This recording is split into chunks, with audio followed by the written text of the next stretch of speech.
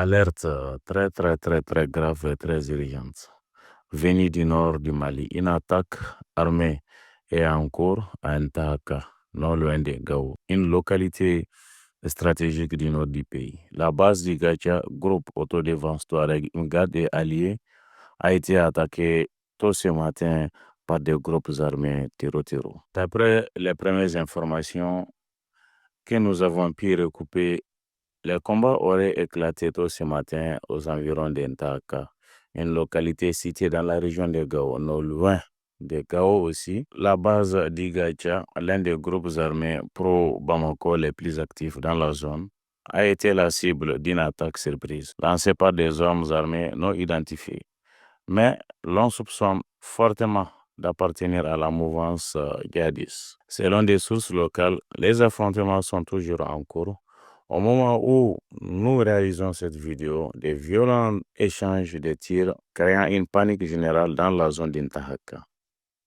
Les populations civiles ont commencé à fuir pour échapper à d'éventuelles représailles ou à l'intensité des combats.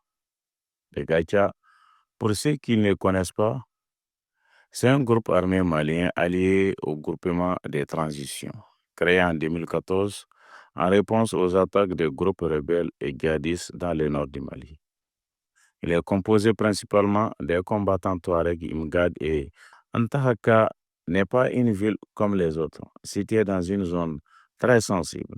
Elle considère comme un point de passage important pour les groupes armés, les trafiquants, mais aussi les acteurs militaires. Celui qui contrôle Ntahaka peut facilement circuler entre le Mali, le Niger et l'Algérie. Voilà pourquoi cette attaque pourrait avoir des conséquences militaires et politiques très graves.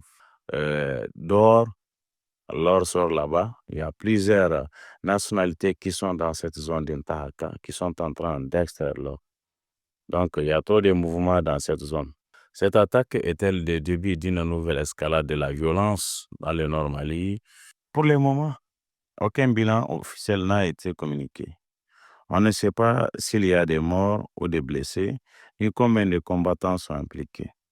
Nous appelons les populations de la région, de la zone, à la vigilance, à éviter les zones de conflit et surtout à ne pas relayer des fausses informations sur les réseaux sociaux.